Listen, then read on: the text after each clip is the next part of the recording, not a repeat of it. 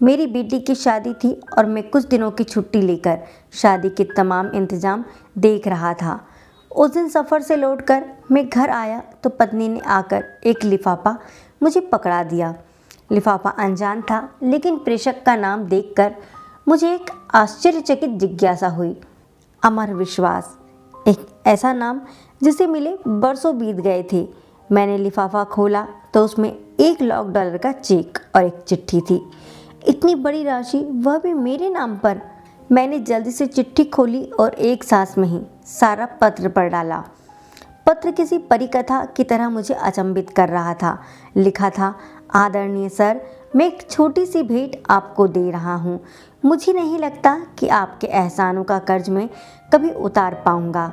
ये उपहार मेरी अनदेखी बहन के लिए है। घर पर सभी को मेरा प्रणाम। आपका अमर। मेरी आंखों में बरसों पुराने दिन सहसा किसी चलचित्र की तरह तैर गए। एक दिन मैं चंडीगढ़ में टहलते हुए एक किताबों की दुकान पर अपनी पसंदीदा पत्रिकाएं उलट पुलट कर रहा था कि मेरी नज़र बाहर पुस्तकों के एक छोटे से ढेर के पास खड़े एक लड़के पर पड़ी। वह पुस्तक की दुकान में घुसते हर सम्राट व्यक्ति से कुछ अनुनय विनय करता और कोई प्रतिक्रिया न मिलने पर वापस अपनी जगह पर जाकर खड़ा हो जाता। मैं काफ़ी देर तक मूक दर्शक की तरह यह नज़ारा देख रहा था। पहली नज़र में यह फुटपाथ पर दुकान लगाने वालों द्वारा की जाने वाली सामान्य सी व्यवस्था लगी, लेकिन उस लड़के के चेहरे की निराशा सामान्य नहीं थी। वह हर बार नई आशा के साथ अपनी कोशिश करता, फिर वही निराशा। मैं काफ़ी देर तक उसे देखने के बाद अपनी उत्सुकता दबा नहीं पाया और उस लड़के के पास जाकर खड़ा हो गया। वह लड़का कुछ सामान्य सी विज्ञान की पुस्तकें बेच रहा था। मुझे देखकर उसमें फिर उम्मीद का संचार हुआ और बड़ी ऊर्जा के साथ उसने मुझे पुस्तकें दिखाना शुरू की। मैंने उस लड़के को ध्यान से देखा। साफ सुथरा चेहरा पर आत्मविश्वास, लेकिन पहनावा बहुत ही साधारण। ठंड का मौसम था और वह केवल एक हल्का सा स्वेटर पहने हुए था। पुस्तकें मेरे किसी काम की नहीं थी, फिर भी मैंने जैसे किसी सम्मोहन से बंद कर उससे पूछा, बच्चे, ये सारी पुस्तकें कितने की है? आप कितना दे सकते हैं सर? अरे, कुछ तुमने सोचा तो होगा।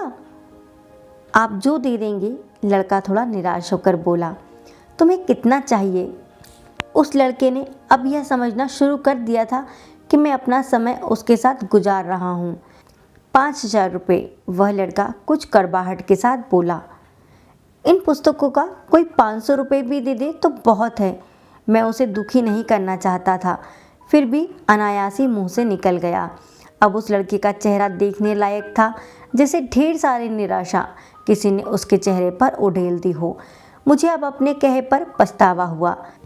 मैंने अब अपना एक हाथ उसके कंधे पर रखा और उससे सांत्वना भरे शब्दों से पूछा, देखो बेटा, मुझे तुम पुस्तक बेचने वाले तो नहीं लगते। क्या बात है, साफ साफ बताओ कि क्या ज़रूरत है। वह लड़का तब जैसे फूट पड़ा। शायद काफ़ी समय निराशा का उतार चढ़ाव अब उसके बर्दाश्त से बाहर था। सर, मैं 12वीं कर चुका हूँ। मेरे पिता एक छोटे से रिश्ता में काम करते हैं। मेरा मेडिकल में चयन हो चुका है। अब उसमें प्रवेश के लिए मुझे पैसों की ज़रूरत है। कुछ तो मेरे पिताजी देने के लिए तैयार हैं, कुछ का इंतज़ाम वह अभी नहीं कर सकते। लड़के ने एक ही सांस में बड़ी अच्छी अंग्रेजी में कहा, तुम्हारा नाम क्या है? मैंने मंत्रमुग्ध होकर पूछा, अमर विश्वास। तुम विश्वास हो और दिल छोटा करते हो। कितना पैसा चाहिए? 5,000। अब की बार उसके स्वर में दीनता थी। अगर मैं तुम्हें यह रकम दे दूं तो क्या तुम मुझे वापस कर पाओगे? इन पुस्तकों की इतनी कीमत तो नहीं है। इस बार मैंने थोड़ा हंसकर पूछा, सर, आपने ही तो कहा कि मैं विश्वास हूँ। आप मुझ पर विश्वास कर सकते हैं। मैं पिछले 4 दिनों से यहाँ आ रहा हूँ। आप पहले आदमी हैं जिसने इतना पूछा। अगर पैसे का इंतजाम नहीं हो पाया तो मैं भी आपको किसी होटल में कप प्लेट धोता हुआ मिलूंगा। उसके स्वर में अपने भविष्य के डूबने की आशंका थी। उसके स्वर में न जाने क्या बात थी जो मेरे जेहन में उसके लिए सहयोग की भावना तैरने लगी। मस्तिष्क उसे एक जालसाज से ज़्यादा कुछ नहीं मानने को तैयार था, जबकि दिल में उसकी बात को स्वीकार करने का स्वर उठने लगा था। आखिर में दिल की जीत हो गई। मैंने अपने पर्स में से 5,000 रुपये निकाले जिनको मैं शेयर मार्केट में निवेश करने का सोच रहा था। उसे पकड़ा दिए। वैसे इतने रुपए तो मेरे लिए भी मायने रखते थे, लेकिन ना जाने किस मोह ने मुझसे वह पैसे निकलवा लिए। देखो बेटा, मैं नहीं जानता कि तुम्हारी बातों में और तुम्हारी इच्छा शक्ति में कितना दम है, लेकिन मेरा दिल कहता है कि तुम्हारी मदद करनी चाहिए, इसलिए कर रहा हूँ। तुमसे 4-5 साल छोटी मेरी बेटी भी है मिनी, सोचूंगा उसके लिए ही कोई खिलौना खरीद लिया। मैंने पैसे अमर की तरफ बढ़ाते हुए कहा। अमर हतप्रभ था। शायद उसे यकीन नहीं हो रहा था कि उसकी आंखों में आंसू तैर आए। उसने मेरे पैर छुए तो आंखों से निकले 2 बूंदें मेरे पैर को चुम गई। ये पुस्तकें मैं आपकी गाड़ी में रख दूं? कोई ज़रूरत नहीं है, इन्हें तुम अपने पास रखो। यह मेरा कार्ड है, जब भी कोई ज़रूरत हो तो मुझे बताना। वह मूर्ति बनकर खड़ा रहा और मैं उसका कंधा थपथपाकर कार स्टार्ट कर आगे बढ़ा दी। कार को चलाते हुए वह घटना मेरे दिमाग में घूम रही थी और मैं अपने खेले हुए जुए के बारे में सोच रहा था, जिसमें अनिश्चितता ही ज़्यादा थी। कोई दूसरा सुनेगा तो मुझे एक भावुक मूर्ख से ज़्यादा कुछ नहीं समझेगा। अतः मैंने यह घटना किसी को न बताने का फैसला किया। दिन गुजरते गए। अमर ने अपने मेडिकल में दाखिले की सूचना मुझे एक पत्र के माध्यम से दी। मुझे अपनी मूर्खता में कुछ मानवता नजर आई। एक अनजान सी शक्ति ने, या कहें दिल में अंदर बैठे मानव ने, मुझे प्रेरित किया कि मैं 1,000-2,000 रुपये उसके पते पर भेज दूं। भावनाएं जीती और मैंने अपनी मूर्खता फिर दोहराई। दिन हवा होते गए। उसका संक्षिप्त सा पत्र आता जिसमें 4 लाइन होती, 2 मेरे लिए, एक अपनी पढ़ाई पर और एक मिनी के लिए, जिसे वह अपनी बहन बोलता था। मैं अपनी मूर्खता दोहराता और उसे भूल जाता। मैंने कभी चेष्टा भी नहीं की कि उसके पास जाकर अपने पैसों का उपयोग देखूं। न कभी वह मेरे पास आया। कुछ साल तक यही क्रम चलता रहा। एक दिन उसका पत्र आया कि वह उच्च शिक्षा के लिए ऑस्ट्रेलिया जा रहा है। छात्रवृत्ति के बारे में भी बताया था और 1 लाइन मिनी के लिए लिखना वह कभी नहीं भूला। मुझे अपनी उस मूर्खता पर दूसरी बार फक्र हुआ, बिना उसकी सच्चाई जाने। समय पंख लगाकर उड़ता रहा। अमर ने अपनी शादी का कार्ड भेजा। वह शायद ऑस्ट्रेलिया में ही बसने के विचार में था। मिनी भी अपनी पढ़ाई पूरी कर चुकी थी। एक बड़े परिवार में उसका रिश्ता तय हुआ था। अब मुझे मिनी की शादी लड़के वालों की हैसियत के हिसाब से करनी थी।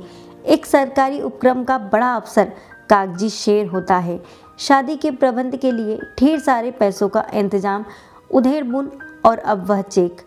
मैं वापस अपनी दुनिया में लौट आया। मैंने अमर को एक बार फिर याद किया और मिनी की शादी का एक कार्ड अमर को भी भेज दिया। शादी की गहमा गहमी चल रही थी। मैं और मेरी पत्नी व्यवस्थाओं में व्यस्त थे और मिनी अपनी सहेलियों में। एक बड़ी सी गाड़ी पोर्च में आकर रुकी। एक संभ्रात से शख्स के लिए ड्राइवर ने गाड़ी का गेट खोला तो उस शख्स के साथ उसकी पत्नी, जिसकी गोद में एक बच्चा था, भी गाड़ी से बाहर निकले। मैं अपने दरवाजे पर जाकर खड़ा हुआ तो लगा कि इस व्यक्ति को पहले भी कहीं देखा है। उसने आकर मेरी पत्नी और मेरे पैर छुए। सर, मैं अमर, बड़ी श्रद्धा से बोला। मेरी पत्नी अचंभत सी खड़ी थी। मैंने बड़े गर्व से उसे सीने से लगा लिया। उसका बेटा मेरी पत्नी की गोद में घर सा अनुभव कर रहा था। मिनी अब भी संशय में थी। अमर अपने साथ ढेर सारे उपहार लेकर आया था। मिनी को उसने बड़ी आत्मीयता से गले लगाया। मिनी भाई पाकर बड़ी खुश थी। अमर शादी में एक बड़े भाई की रस्म हर तरह से निभाने में